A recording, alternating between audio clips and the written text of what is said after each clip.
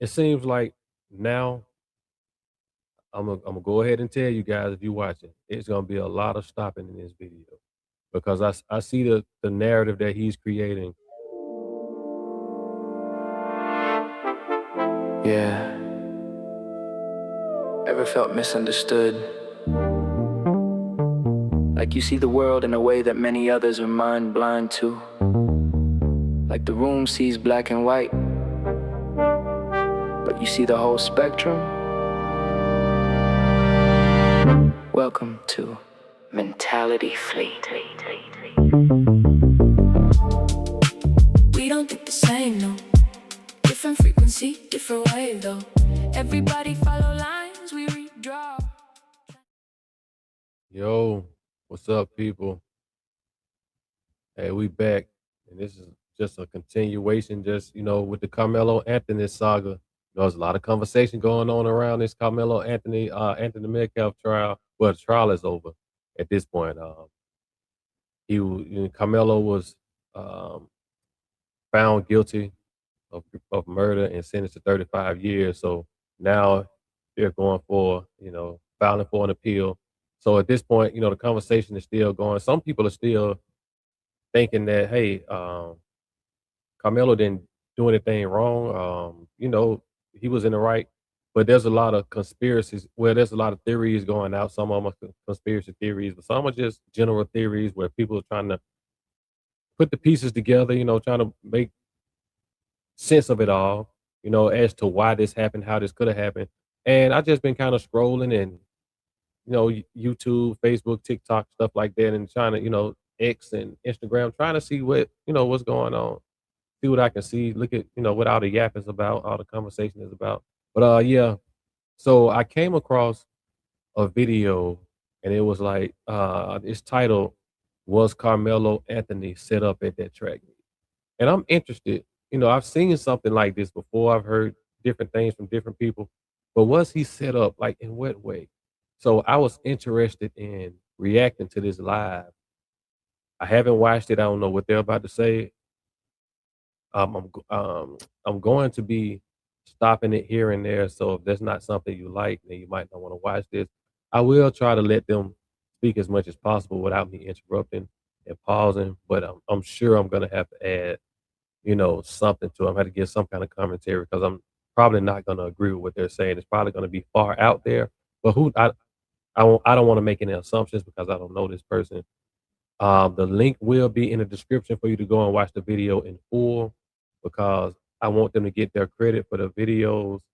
If I'm reacting to it, I want you guys to see everything and have your own opinion on it. So, with that being said, like, comment, subscribe to the channel, share, and all that good stuff, man. To try to boost the algorithm for us, and get the video out, and that helps support the channel. Again, if I didn't say it already, my name is Johnny Fleetwood. This is Mentality Fleet, and we back with another reaction. So let me just start sharing this screen so you guys can hear what's going on and see for yourself.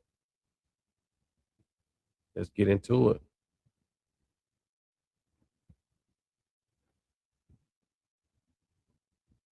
And speaking of our good brother Karmelo, this brother brought up something very interesting about what went down at the thing with the brother who called a few seconds ago.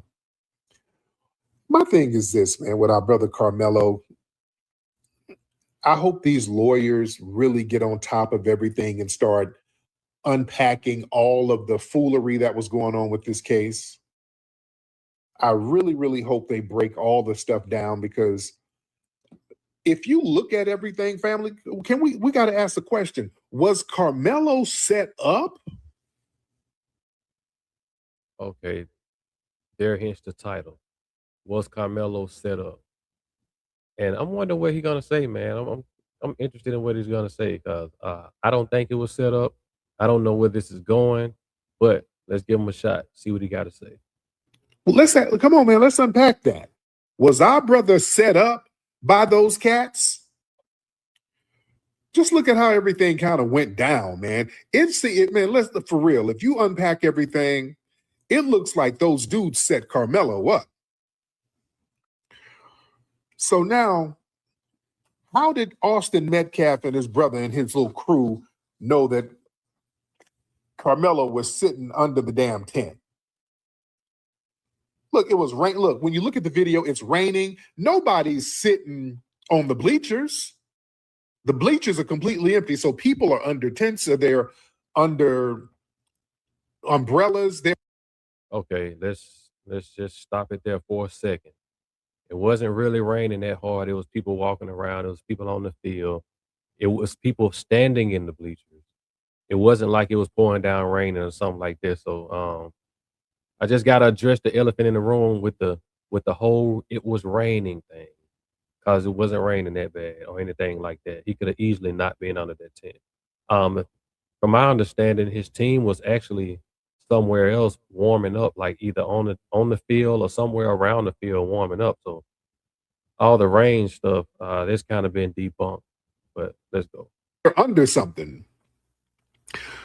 So the visibility, you can't really see that well out there. Even the video cameras are kind of, blurry and janky and all that.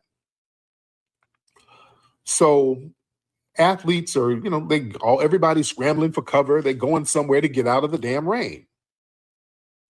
That's not what happened. If you watch the video, at least what the video that's available to the public, that's not what happened. But continue. So Karmelo was invited to that tent. Then Austin comes over. He comes stomping over there aggressively. Sounds like somebody texted Austin, or they text those dudes and said, "Hey, whoop-de-whoopie, he over here." Okay. It seems like now I'm gonna go ahead and tell you guys, if you watch it, it's gonna be a lot of stopping in this video, because I see the narrative that he's creating. Carmelo's under the tent. He was invited. I'm not sure if there's any confirmation that he was invited, but it was said that he was invited. Now all of this, somebody called and Austin Metcalf and his buddies was come stomping over there and all that. Okay, man, come on now. Let's just stick to the facts now. I mean, if he painting a picture, I might have to keep stopping him because I just don't agree with it. I'm not saying he's right or wrong, but from the video evidence and from all the witness testimonies, that's not what happened. But I'm gonna let him continue. Because all of a sudden, this dude goes over there to the tent hostile. Why you want him to get up out the tent in the rain? Why are you so hell-bent on him getting out the tent where you putting hands on Karmelo? That's a good question. Why did he want Carmelo out the tent? And why did Carmelo not want to get out the tent? Because it wasn't raining. If anything, it was sprinkling or barely drizzling, and his team was somewhere else where he should have been. But you want to paint this picture, I'm just gonna just keep stopping it, just giving my commentary and my thoughts. Maybe some of you guys agree with me, maybe you don't. Put your thoughts in the comment, share. Let's get the conversation going. But let him cook. You understand? And they're trying to frame it like Karmelo just bogarted the tent just to be on some trespassing thing, knowing that it's raining out there. The only reason he's under that tent is because it's raining. And this Eddie dude who sat up there and lied on the stand talking about, yeah, I don't really know him like that. And now there's a bunch of pictures of him and Karmelo floating around now. Well, yeah, that's true. He said he don't really know him like that, or he said he wasn't his friend. But hey, he got caught up in the lie with that. I don't know why he lied. I mean, but I don't know if he was cross-examined to ask, for him to give an explanation for that. But he's still pushing this narrative. It was raining and he was invited and all that stuff. So let's see where it goes, man. Let's see where it goes. So when Metcalf and his little crew got there, because Karmelo was just there chilling. He's sitting under the tent out of the rain. Metcalf comes over there. The whole dynamic shifted. Now all of a sudden they all want him to leave. The hell is that about? Why was he cool at first? Then when Metcalf gets there, now everybody wants him to leave. They asked him 15 times to leave. Okay, for what? What difference does it make? It doesn't really make a difference. It's their tent. He's under their tent. It's not raining that hard. Everybody wants him to leave. Why not just leave? Of course, you don't have to leave. Yeah, it's a free country. The law doesn't state that he was somewhere that that he wasn't supposed to be by law or anything like that. I understand. But if everyone wants you to leave their tent or their area, why would you just not leave? I don't understand it. I mean, I understand it in a sense because you don't want somebody bullying you or trying to make you do something. But if you're gonna take it to, where he took it, man, just go ahead and leave. And I know he was a kid, and I know, Austin Metcalf was a kid as well, but that was a good question that this guy just asked. Why all of a sudden everybody wanted him to leave? Who knows and who cares? Just leave. Why you want him to leave all of a sudden? He's sitting there. Metcalf shows up. Now all of a sudden everybody's banging on him, trying to get him to leave. That sounds like a setup. That sounds like a damn setup. It sounds like a setup the way you putting it, the way you're framing it. And maybe it was, whatever the case may be, he fell for the setup. Just leave. And that Eddie dude, who his cousin was dating Karmelo. Karmelo smashing this dude's cousin. So yeah, there's some little hostility there. Well, if there was hostility there, then maybe they weren't friends. Just because they were seen together in pictures and stuff like that, maybe. I mean, you just put an idea out there. Maybe Eddie was just cordial with Carmelo, not necessarily friends. So that's not asking somebody to move. That's them pressing dude. That entire tent got on code to single out one outsider. So that became a group intimidation tactic. They were all banging on him, dude. They're trying to act innocent now. Everybody under there were banging on that kid, man. And when you look at it, and another thing too, some of the footage is clear, but when it gets under the tent, it gets deliberately blurry. It gets suspiciously blurry and you can't make out nothing. When you look at the motion, it seems like a few people were putting their hands on Carmelo. If you look at the way the motion is under there. It didn't look like that to me. It looked like two shoves. A little commotion afterwards, but Carmelo was already out the back of the tent and about to sprint down the stairs at that point. It did not look like a few people put their hands on Carmelo, unless you want it to look like that. If you want to make that up in your mind, then maybe it looked like that. But I don't know what video this guy saw. He could not have saw the same video that's circulating out now for him to say that. Or maybe he did. Maybe it's just a race baiting tactic that he got going on. But sounds like he believes this stuff. But go ahead and cook, my brother. Go ahead and cook. But that Eddie dude, man, that Eddie Para dude, man, he should have been pressed in court. They let him get away with way too much shit that was way too inconsistent. You see, his shit was teetering on the edge of perjury. He was the one who greeted Carmelo when he walked in the tent. Then he said he only knew Carmelo and that they weren't friends, but then there's photos of them hanging out. And then he tried to distance himself on the stand. And then Eddie said he pretended to film the altercation, but now he really wasn't filming it. And then nobody pressed him for his phone records or nothing. Yeah. He's trying to cover his own tracks, man. That was a Bogart, man. They Bogarted that kid, looks like. You understand? And it sounds like Eddie was the one who tipped everybody off that Carmelo was under there. Eddie was a fucking snake, man. Yeah, Eddie sounds like the little snake in the damn grass and the whole thing. It was a setup. Carmelo got under there, and then Eddie must have got the Texan. Wasn't that? You know what I'm saying? Yeah, so if somebody's telling the truth, their stories usually align. During the trial, they've given different accounts on what happened, Oh, it was just a gentle push. It was just a touch. He used one hand. He used two hands. But when we see the video, that was very aggressive. That wasn't no gentle damn push. That was extremely aggressive. And that's subjective, and I can actually agree with that. Looking at it, it looked like it was a decent push, not warranting, at least by law, by Texas state law, not warranting using deadly force immediately after that. But it wasn't just a tap or a super gentle push from what we saw. But this is the video that he's saying he can't hardly see. He can barely see, and it's so blotchy and blurry. And then he turns around and say, from that video, it looks like several people put hands on Karmelo. Now he's saying that it wasn't a small push; it was a hard push. But then he started out by saying the video was so blurry and grainy he couldn't really see it. So let's just see where this goes, man. This dude is kind of talking in circles. When Metcalf put his hands on Karmelo, you see? So Metcalf, that's a big old bucket-fed linebacker. He's over 200 pounds. And he got his brother with him.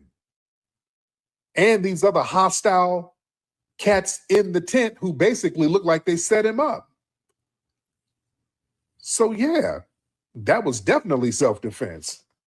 Our brother was cornered by a group of bigger dudes who looked like they set him up. That wasn't no premeditation. That wasn't no damn murder. So you're telling me that this wasn't premeditation, or you saying they had him cornered all this time and they're setting him up and doing all this, and he just at no point he could have left. When he put his hands in his bag and said, touch me and find out, like he had something in there, he couldn't have just gotten up and left then. Oh, he was just circled, it was crowded around him, they cornered him, he couldn't get out. That's not something that I heard from testimony from him or anybody else. And the video evidence doesn't support that as well. Neither. Sounds like when I say conspiracies and theories and stuff like that, it just seems like something that people make up in their head. I don't know, man. Just keep rocking out, bro. Just keep rocking out. You understand? Say what you say. Do what you do. Excuse me. But the prosecution, they kept trying to frame it as a sneak attack. Like he deliberately went there to cause trouble and he went under the tent to cause trouble and all that's nonsense. That defies basic logic.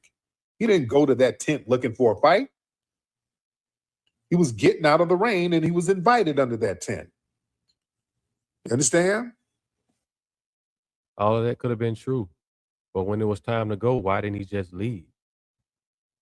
He was getting out of the rain. He was invited there. Now it's not raining anymore. You're being uninvited. Why don't you just leave? I'm going to always I'm going to always go back to that point. And I'm sure Karmelo and his family and the Metcalf family and whoever else is involved wish that Karmelo had just left. Even though Austin was trying to get him out, some people say it's bullying, whatever the case may be. I don't disagree with it. I think that is bullying if you're trying to force somebody to move from somewhere, even if you feel like you're entitled. To, in some form, way, shape, form, or fashion, that can be seen as bullying. But before it got to that point, he should have just left. I mean, I don't. If you don't agree with that, I don't understand your logic. He was looking for a dry place to sit. The other group manufactured the conflict. And even when he was being confronted, Karmelo kept warning him, hey man, don't touch me. Hey man, don't touch me. He's like, I'm going in my bag, don't touch me. He was going out of his way to not escalate something. That was where the premeditation started. "Don't touch me, don't touch me. I'm going in my bag. Touch me and see what happens. Touch me and find out." All of these things, all of these warnings or precursors to what you're about to do if you get touched. When you're young like that, or and you're guys or whatever, and if you're at a track, some people, they compare this case with a lot of different cases, and each case is different. And sometimes, maybe the jury got it wrong or the judge got it wrong. Each case that I've heard, like the Kyle Rittenhouse or the Trayvon Martin, George Zimmerman, Daniel Penny, just different cases. They're so different. Even though the one with what's his name? I forget his name. That was right there in Texas, not too far from there. It was like some kids in school casing something. I think. All these cases are different. They're not the same. The elements are not the same. I don't hear people talking about the Michael Draker case where he shot Marquise McLaughlin, and he went to jail for that because of a push. Marquise came out and saw Michael Draker arguing with his wife or girlfriend, and ended up pushing him. Oh, it was a parking space. He was Michael Draker was an older white guy, and this was in Florida. Older white guy got pushed to the ground by a younger, bigger black man. He pulls his gun, and he takes his life. He shoots him one time to the chest, takes his life, and he went to jail for that. You know what I mean? I mean, just because you got pushed and you're afraid and all that stuff, and you're just not gonna be able to do something like that and just walk away. So again, all these different cases are being compared, and at the end of the day, if you're telling, going back to his point, if Carmelo was saying, "Hey, leave me alone, touch me and find out," all these different things he was doing, and he wasn't getting up, leaving because he had several chances to exit their tent, their space, and they wanted him to leave, and he just decided not to, and was being aggressive and posturing in a way where he was inviting confrontation, then hey, you can't, uh, you know, even if it was a setup, he fell for it. So at the end of the day, he took the bait. But me personally, I don't think it was a setup. I just think whatever the case may be, whether they was called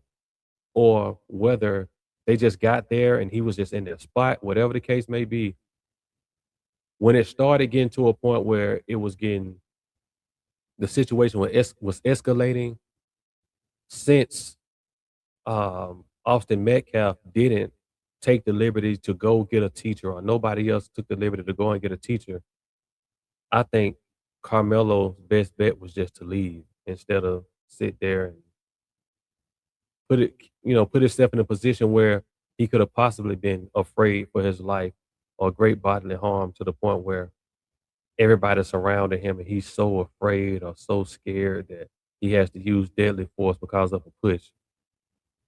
I mean, where would that fly? I just don't get it. I don't understand. But you know, I'm just gonna go ahead. I'm gonna go ahead and end the video here. I've heard enough. He said enough. I don't know how much more he has to go, but I'm gonna drop the link, the description in the video, the link, so you guys can go and watch the entire thing, and just, you can share your opinions. You can watch it, and maybe you agree with it, maybe you don't. But whenever I'm reacting to somebody else's content, I want to make sure I drop the link in the description so you can go and check it out. Because whether I agree with them or not, I'm going to give them their credit. They did, you know, create this piece of content, and they shared their thoughts and how they feel about what's going on. And even if I think it's a conspiracy theory, I got to go ahead and give them their props and give them their credit. So, but anyway, I'm gonna get out of here, you guys. Again, like, comment, subscribe, share this video if you like this type of content. Turn on those bell notifications so you know Whenever I drop any content, upload anything, you'll get that notification to your phone. And I'm gonna get out of here, you guys. This is Fleetwood Mentality Fleet. And until the next video, until next time, peace. We don't think the same, no. Different frequency, different wave, though. Everybody follow lines.